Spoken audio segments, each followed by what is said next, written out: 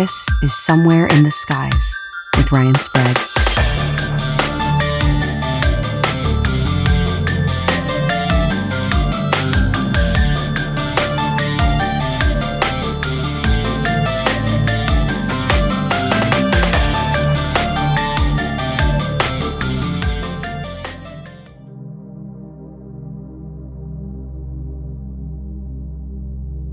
Hi Ryan, this is Robbie.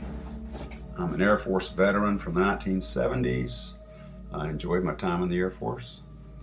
I was stationed at Shepherd Air Force Base, 1974, 1975.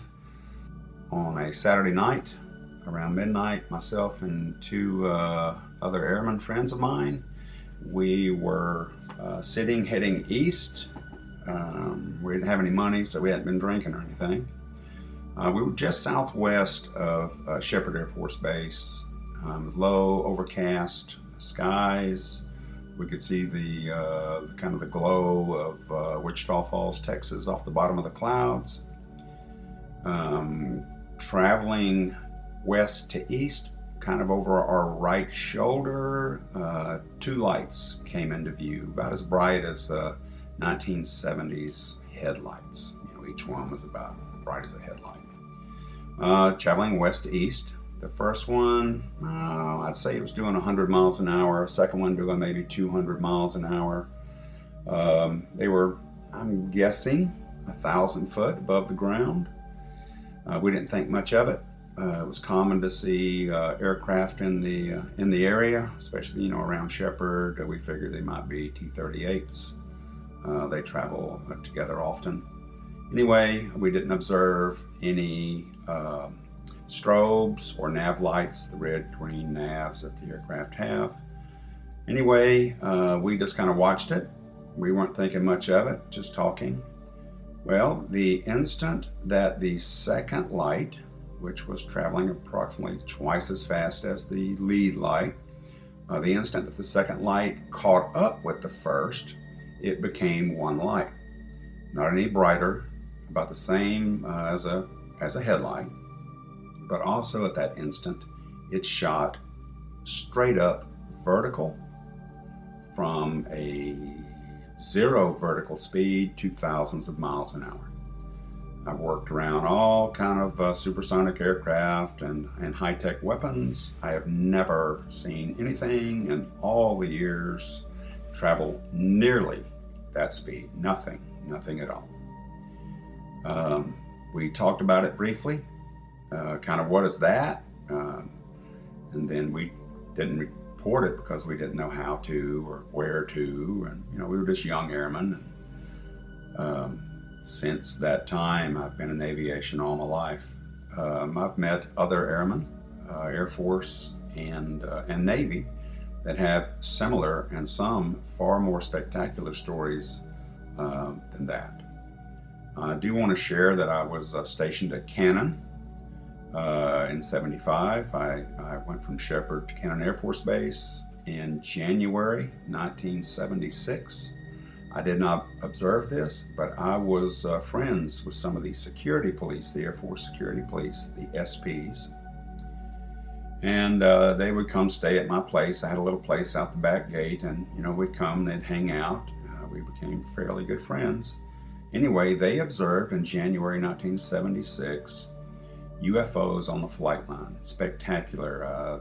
My vision of it, as they described it, is like what we saw in Close Encounters of the Third Kind. That size, that kind of lights. This was multiple nights. It was reported by Cannon Air Force Base Command to Washington, D.C. It made the local newspapers, but it was the stories of the SPs who actually witnessed it, and it was their terror that I remember. They got into heated debates. Some were angry that it had been turned in because it was devastating to their career. There was a horrible stigma about reporting these things. My lifetime of dealing with pilots, Air Force pilots especially, whenever you brought up the conversation of, hey, have you ever seen a UFO, UAP? there's a look on their face that comes across that it's not right. You can see their eyes divert, and that's been that way my whole life dealing with former military pilots. I don't know what it is. Again, it's the stigma. But, I don't know what the Air Force or Navy tells them. Anyway, that's I absolutely believe those SPs, and I wish someone would kind of look into that. I don't understand why so many of these UAPs, UFOs have what appears to be nav lights. Do they have to follow FAA regulations? Are they, if they're human, I don't understand how we did it, because, the maneuvers defy physics as I believe humans understand it today. And it's been going on since at least the 40s, and really probably long before that. So, but if it's not, let's just say humans that we know, there must be some kind of rules that say they got to have nav lights also. It's kind of weird. The UFOs that reported that Cannon did have lights, and that these documents are available, I've found recently online. So, the description of the UFOs and the newspaper clippings and that kind of stuff. Anyway, Ryan, I was never scared. It makes me curious more than anything. And I want to thank you for the great shows. I really love your sincerity and your eagerness and your interest. It really shows. Look forward to listening and to further shows. Again, Ryan, thank you so much. Hi Ryan, my name is Vivian. I'm 34 years old and I currently live in China, but the event I'm about to describe happened in a place called Black River, which is a rural, sparsely populated suburb about 50 minutes drive from the little town I grew up in North Queensland on the east coast of Australia.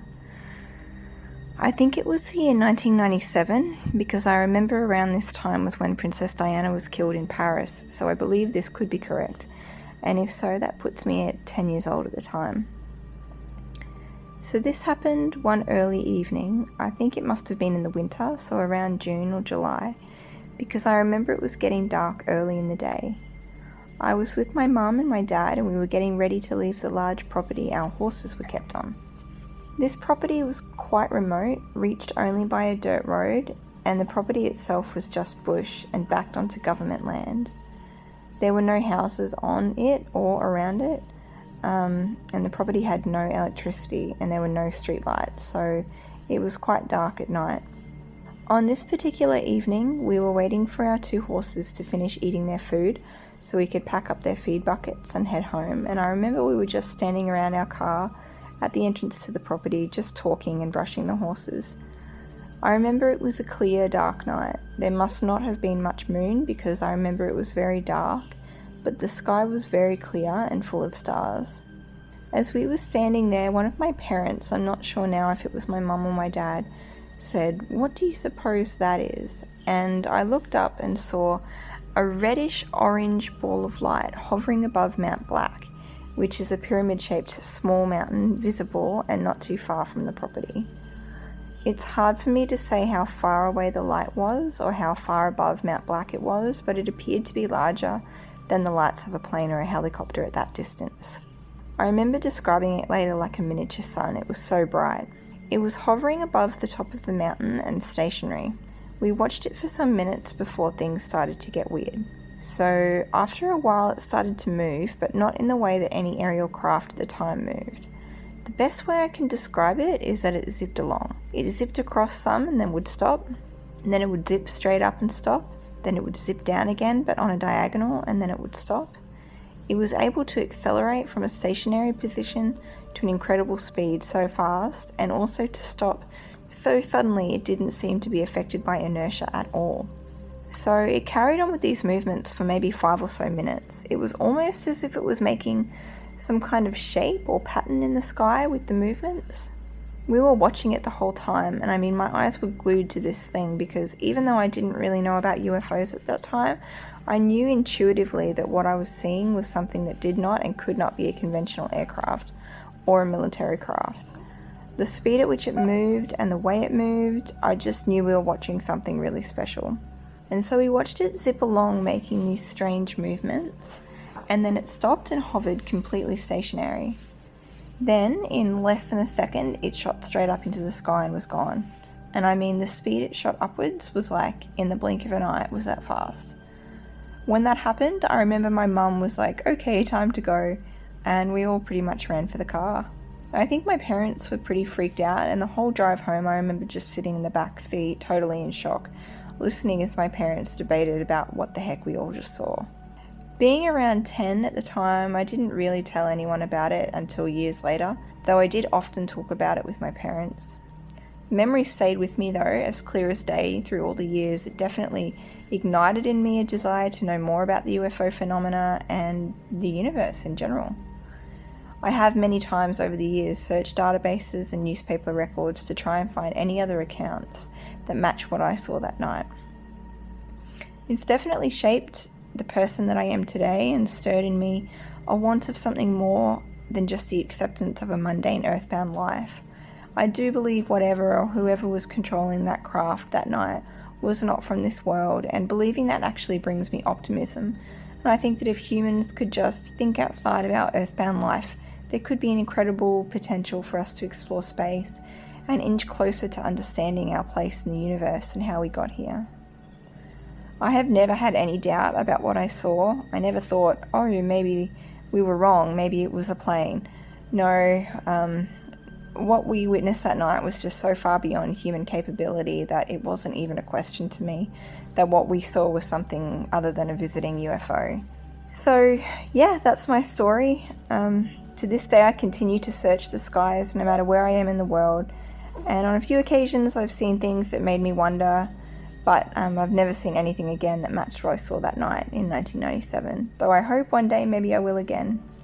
Anyway, thanks for listening. I'm Ralphie, and I want to talk about one of my singular, specific experiences which I had many, many years ago. And it is because I was a young child at the time, no more than 7 years old, that I've always been very open-minded about the existence of unidentified flying objects and other phenomenon or similar phenomenon.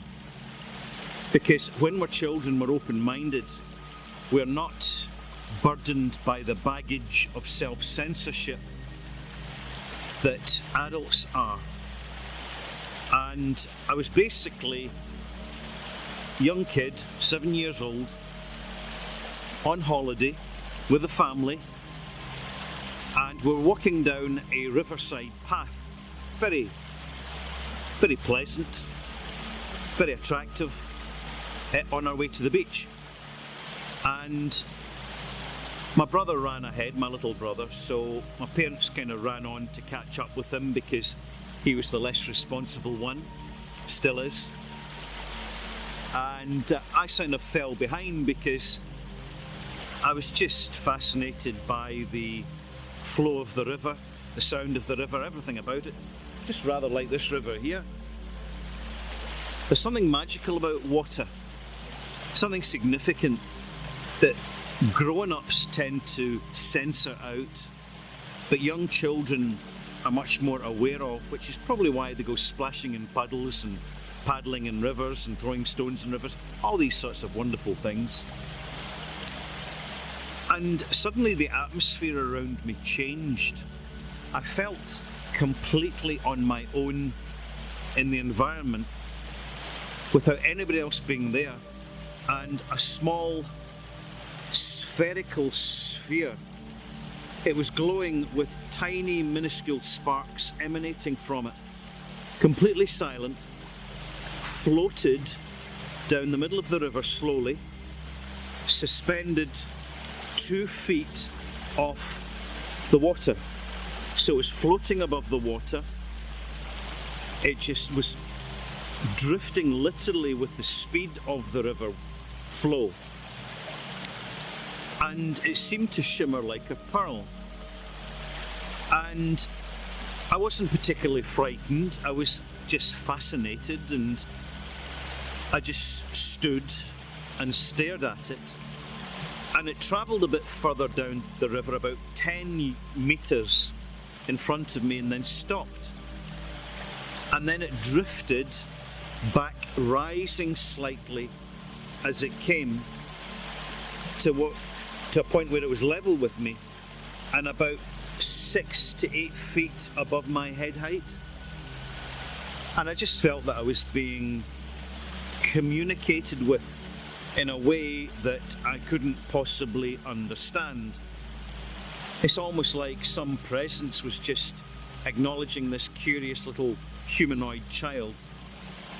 Before it rapidly headed back down, following the river, and disappeared. Completely disappeared.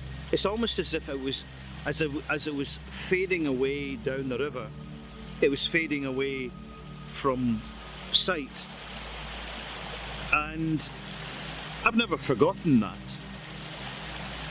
It didn't last very long, but it left a very strong impression, and particularly because I was a kid, 7-year-old kid, and nothing prepared me for it, and nothing warned me against it. I simply took the experience completely as it happened. So, I didn't even mention it to anybody at the time, but in later years, when the topic of conversation has turned round to more esoteric things like UFO phenomenon, spirits, ghosts. I mean, this is a question I've always been asked as a funeral director. Do ghosts exist? And the answer is simply yes, they do. If you acknowledge them, they exist in some form. If they did not exist, we would not have a name for them, a word for them, or a concept of them. Simple as that. There's nothing fancy about it. And it's because I'm open-minded, and when the topic of conversation comes up, and I say I believe that UFOs exist, and I've seen UFOs, and that was the first sighting, people start to open up a little bit. People who would normally keep quiet and say nothing and keep the lips sealed because of being fearful of scorn, ridicule and disbelief, suddenly start to communicate. And these communications are really quite articulate. They certainly exist, but one of the misunderstandings is that UFOs are unidentified aerial phenomenon are extraterrestrial is partly true. There are also terrestrial aerial phenomenon which are not easily identified unless you communicate in certain circles. But that's the way of the world. That's what it is. One of the skills in life is to accept what we must, learn what we can, and change what we need to. Bye-bye.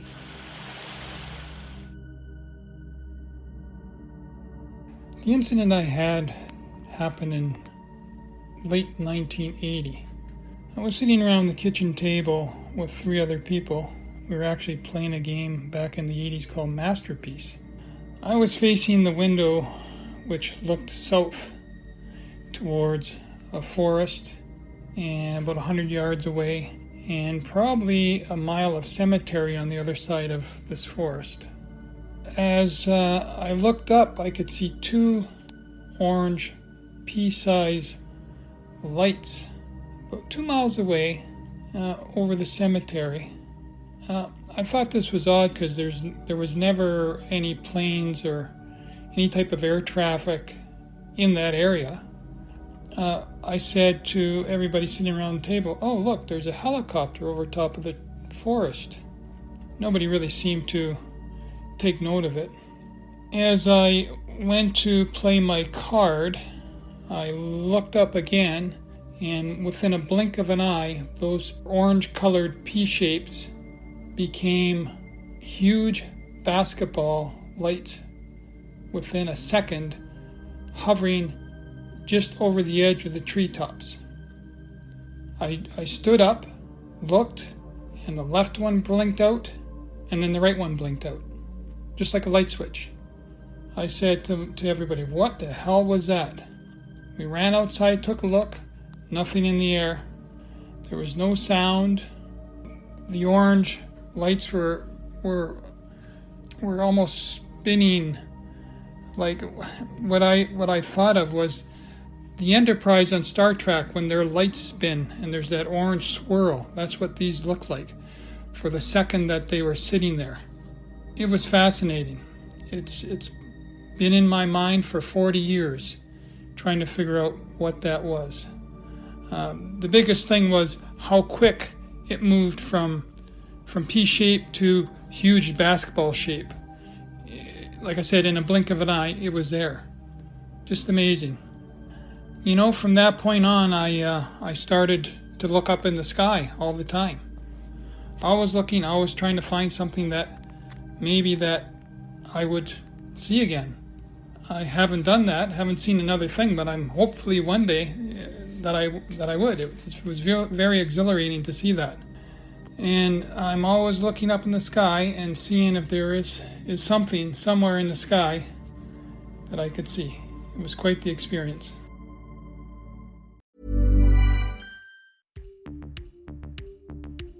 What's up guys, Ryan Sprague here, and I'm just dropping in to remind you about our Patreon campaign. Somewhere in the Skies is always free to consume, but it's not free to create.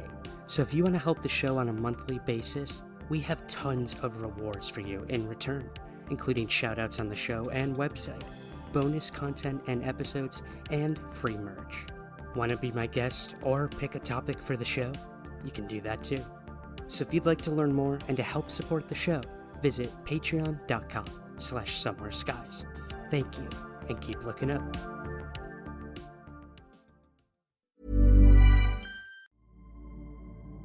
Hello, I've been wanting to tell this story for forever, and a lot of people, basically nobody that I know, see this coming from me because I'm seen as a reasonable person in my circle of friends, or like anyone for that matter sees me like a reasonable person, like a really rational and driven human being.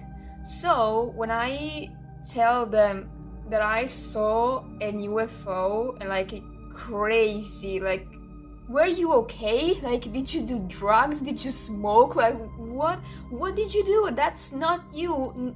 I know it doesn't sound like me if you know me, but this happened to me. I'm not making this up. It's pretty crazy.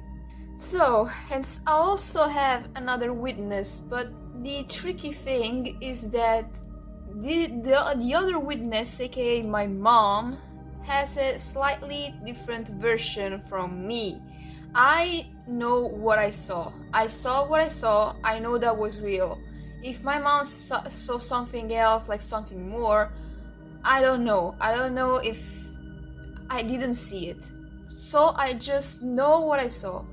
This happened in the island of Ischia, that I don't know if you know what it is, an island in the Gulf of Naples in southern Italy, and it's a terribly beautiful place. Like, it's a breathtaking place. I do recommend you to go there on vacation, and it's no stranger to UFO sightings. So yeah, me and my mom were on vacation in Ischia, and every night we liked to take a stroll down the streets of the island because it's safer. And so we were like walking down the street, and we walked all the way to Castello Aragonese. I think I can translate it as Aragonese Castle. It's basically a castle that's in the middle of the sea. It's connected to the ground with a bridge, with a stone bridge, and so like you can walk your way from the island to this smaller island where the castle is. And a lot of people go there at night because the castle is closed at night, but it's lit up. It looks beautiful. And so yeah, me and my mom, we walked all the way there, and we were like on the stone bridge because a lot of people go there at night. It's a very romantic place, really cute place. And there is a small seat all along the bridge. I was sitting on the top, and I was looking at the sky, and me and my mom, we were looking at the sky, and also like the time. I want to say the time and the place so that I don't know, that maybe someone working in the field can figure out something like what happened on this freaking day. It was in the island of Ischia. It was Friday the 12th July of 2019, and the timing was around 10 p.m. Me and my mom, we were sitting there and we were looking at the sky because where we live, we live in the city, so you know, it's a pretty big deal to see the sky at night for real. And we were looking at the stars, and all of a sudden the stars start moving.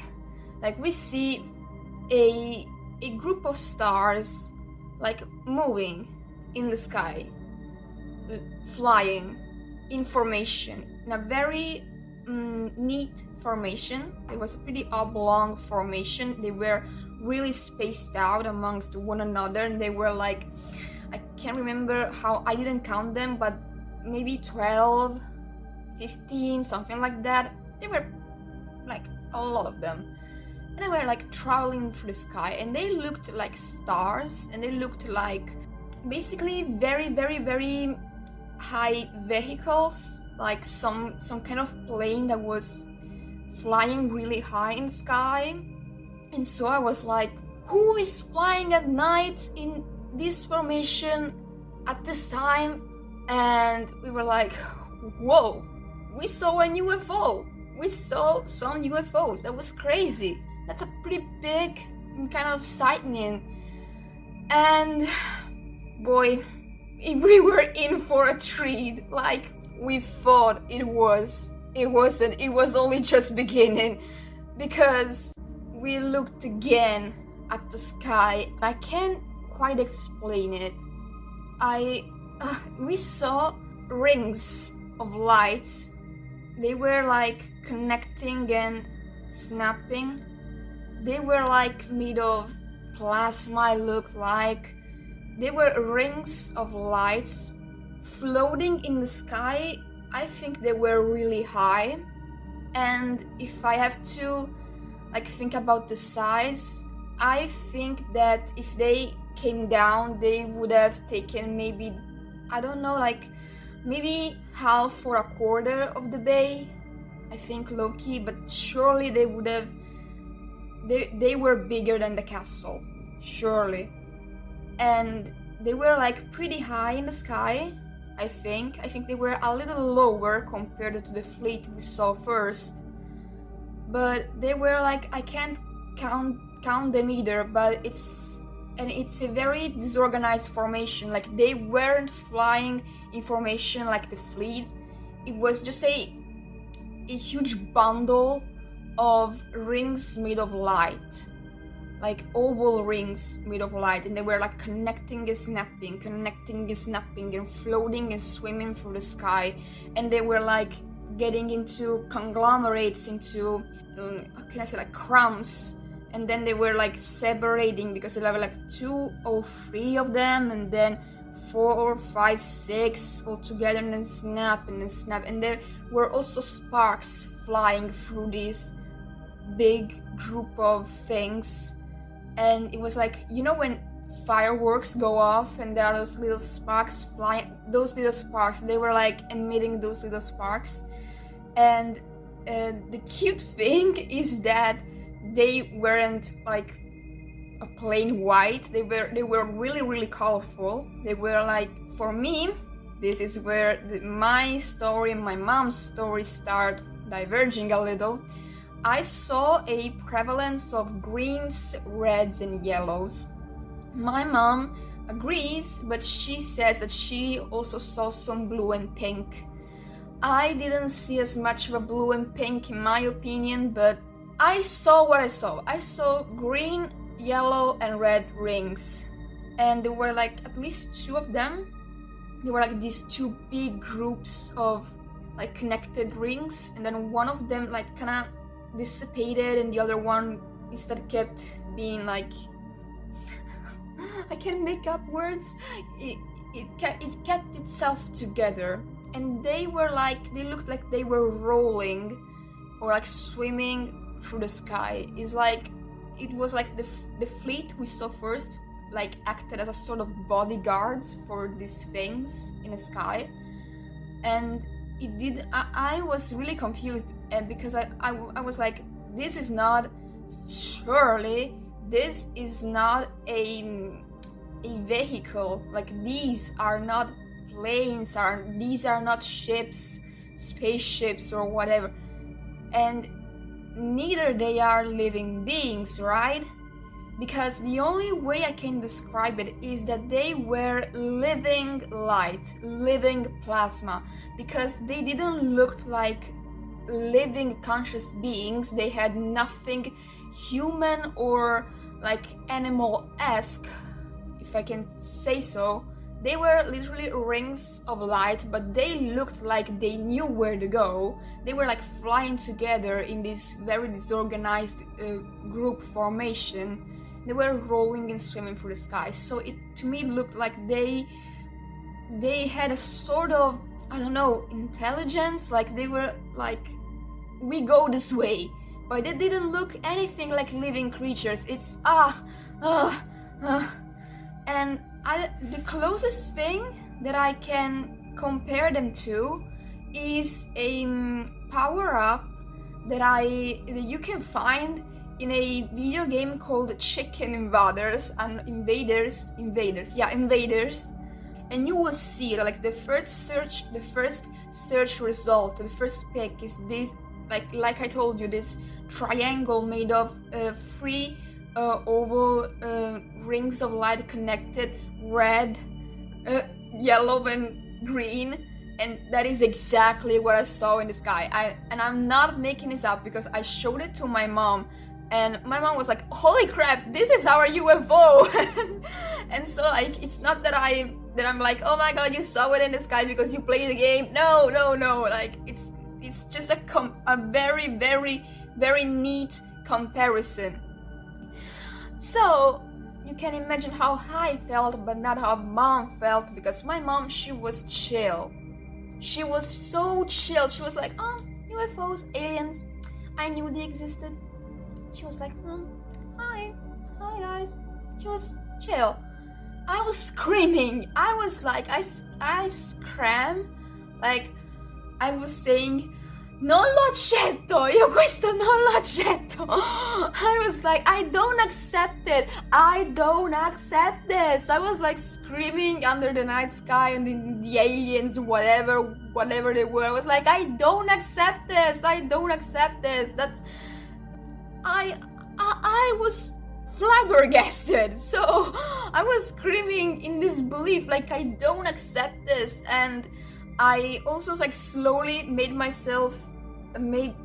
way back a little lower. Like I told you, I was sitting on this sort of bench, let's call it bench, and then there was a lower bench, and I went from this to this because I was like, I'm gonna legit fall onto the rocks. And so I sat lower because I was like, let me take a safer seat, let me take it, I'm not feeling well. And so my mom whipped out her camera, but our tech gadgets back then and low-key now sucked. My mom has a very sucky camera. When she took the camera and started recording, like, it came out really sucky. You can only see a bunch of lights, and it doesn't look really, it doesn't, like, you don't see the ringlets in there, their look, how they actually did, like you only see like some shiny dots in the sky. It looks horrible. And so we don't have basically anything to prove what we saw, because the footage we took and the pics we took, they suck, and you can't literally tell anything. Like, it's just like dark sky and some random sparkly dots. So yeah, only to make matters worse, I regret, this is a decision that I will regret my entire life, to not scream, "People, look up! Frick, look the F up!" Nobody was looking up. I swear, nobody. Like, there were a few people around us. It wasn't crowded, because at that moment in the night, like, it's pretty lonely and it's peaceful, but at least a couple people, like, there were a couple people around us, and I and my mom, like, we didn't scream, "People, look up!" Like, there are literal UFOs over our heads. I didn't do nothing. I was in shock, but I still regret that I didn't do nothing, and my mom didn't do nothing, and we say it all the time, we should have like screamed to the top of our lungs, but we didn't do anything. And so yeah, this is our secret, our thing. Nobody else saw it, and it's ridiculous because in that spot of the bridge, it's lonely, but if you walk your way towards the island, the bridge is really crowded. Like, a lot of people go there to party. And so, like, how stupid humans are. Like, there is like a bunch of people there, nobody looks up to the sky, to that monstrosity. Like, I swear, it hits you really hard. And they were actually really pretty. And so yeah, I don't wanna, no offense, alien, like, I didn't say monstrosity as an offense. And yeah, I was like also terrified. I was downright terrified, because I was like, these are here and they're so close to the earth, and what are they going to do? Like, I was like, are they gonna like laser me right now? Like, I'm looking at them. Do they want me to look at them? Or like, are they gonna get defensive and, like I said, like shoot a laser or anything? I was like, ugh! So I think I also didn't scream, because I was like, oh frick, they're gonna laser me.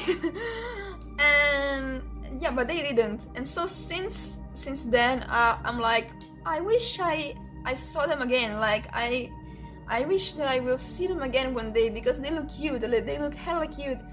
And so yeah, after this really chaotic moment, this really shocking moment, me and my mom, we went to a bar and we ordered 2 lava cakes and tried to calm ourselves down in front of the chocolate lava cakes, because that was like the right thing to do in that moment. So yeah, and that's the end of the story. Hey Ryan, what's up? My name's David. Alright, so first off, let's start this story off with a dream that I had back around 2016. I'm asleep and I wake up and it is cold, and I can feel the breeze all around, and I open my eyes, I look up, and the roof is gone. It's just like it never existed. It was almost like they built a house with no roof. I could see this craft up above, this big bright circular disc object, and I remember a beam coming down. It was like whitish, yellowish in color, and it picked me up into the air. I can remember watching as I was gaining altitude, rising up in the ship. I was looking down, watching my feet dangling. I remember looking at my socks, and I remember how cold it was in the dream. When I got into the craft, and I want to say this, I was so happy that they were here, you know, that the truth has finally came. When I got into the craft, there was other people in there. They didn't know what was going on. I didn't either. But the other people didn't have the feeling I had, that's for sure. And I don't remember anything else about that dream, but it was cool, right? Let's fast forward a couple months. Me and my girlfriend, Rose, at the time, right? We're driving through Hamilton, New Jersey, where I'm from, and we're going out towards Yardville, Bordentown area, and there's a spot that we used to go to because it was right off the road and nobody could see you. It was just like completely surrounded by trees because they were gonna build a housing development, but they never did it back there. I guess, you know, the housing market or whatever, but it was just nothing. You know, there was about a 1/4 mile road that led down there, just a strip surrounded by woods. So we used to go back there and we would sit in the back of the hatch of the car, of the Honda, and we would look up into the sky. We would watch the stars because we used to love doing that. That was something that we did often, and we loved doing it. And we believe that there's something else out there, you know. I want to say that when I was younger, I didn't believe in anything like this. And I thought that anybody that did was crazy, you know. And I came to believe there's things going on that we don't know about, or that we can't explain. And humans don't know everything, you know. People act like they're God and that they know everything, and just because they can't see something, it doesn't exist. Well, you can't see oxygen, can you? But it keeps us alive. I sort of try to keep an open mind about things, especially things that are reported all over the world by people in huge numbers. I think that's very alarming. I think it's scary. But I'm sorry. When we were back in this area, I remember that we saw these lights off in the distance. It looked like a bright, like, white light, sort of like maybe with like a yellowish tint at times. And we're like joking with each other because we're trying to figure out what it is, and we're like shooting each other's ideas down. You know, it can't be this because of this or that. And I remember, you know, it was just something that we took notice of. There was a lot of other air traffic in the area because I do live by a lot of military bases. There was helicopters in the area also, passenger planes going by, big ones. But these objects were just sort of floating there for a long time too, it seemed like. And we actually noticed other ones off in other parts, and then we would sort of just not know where they went. I guess maybe we lost track of them. But I remember that I was holding her. We were looking face to face, and you know, it was an intimate moment because at the time I loved this girl, and I remember just looking in her eyes. She was beautiful that night, and you know, it was it was a good memory, you know. But as I'm looking at her, I realized that there's lasers everywhere, and I'm like, what the F? What the F? I was like, Rose, look. You could see these laser dots on top of tree lines, okay? So it wasn't coming from somebody on the ground, I can tell you that, because you could see it on top of the tree lines. it was surrounding us, literally about the size of like a football field in a 360-degree angle, okay? It was really cool. I was really happy. We saw it, and we were literally jumping up and down, shaking our hands in the air like little kids in Christmas, you know? It just felt like such a cool thing. And I remember that it didn't hurt our skin, it didn't burn our eyes, and I remember one thing that was alarming. I know that lasers can cause cancer and other type of damage. I didn't get sick or anything like that, or experience any type of pain or discomfort. But I swear I wanted to get out of there. I'm sorry. I want to say that I acknowledged their presence by blinking my high beams on and off 3 times, and then turning my lights on and off 3 times, and then we drove out of there, and we were driving back towards like Trenton makes world takes bridge, and it felt like they were almost following us. Before that though, before we went to the Trenton makes world takes bridge, around that area, we were driving through Hamilton Square also, and we could still see these lights, which we thought that it could be these ones. It almost felt like they were following us. And you know, that's just the paranoia setting in, because you know, when you have an experience like that, it's really something crazy. And I don't know what it was, you know, I don't know what the craft was, because I couldn't see the object, I couldn't see what shape it was. All I saw was the light, and whatever was shining the laser on us, what was amazing is that the lasers were still, and we couldn't even see a craft anywhere near us at that point. So that was pretty crazy, you know. That's some pretty good technology, I gotta say. So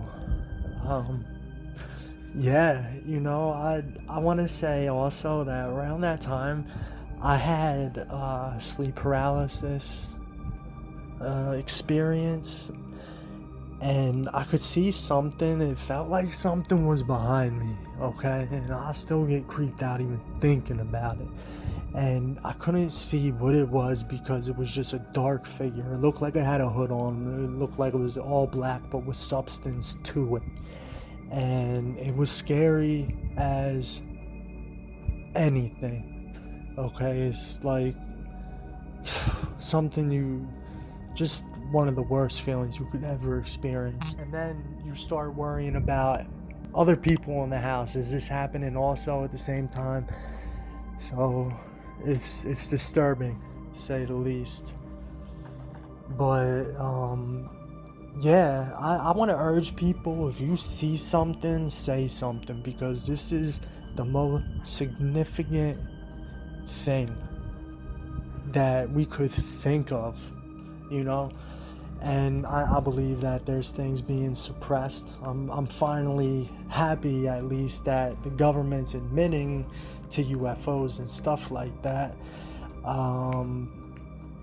So yeah, was this a military craft that shine the laser on us? If it was, why would they be doing that? What's the purpose of that? Is it maybe just like a training exercise for some type of bomber, maybe? I don't know. I'd love to know, you know. I'd love to hear feedback on this, if anybody's had a similar experience, you know. But I just want to say thank you for hearing my story. I think it's awesome what you're doing, man. You know, keep up the great work, dude. And you know, I just want to say,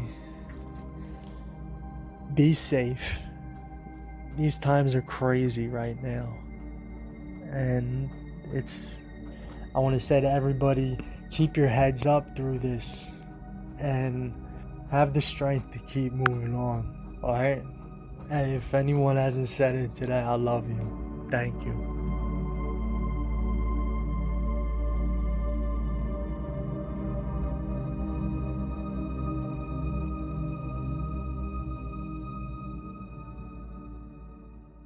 Somewhere in the Skies is produced by Third Kind Productions in association with the Entertainment One Podcast Network.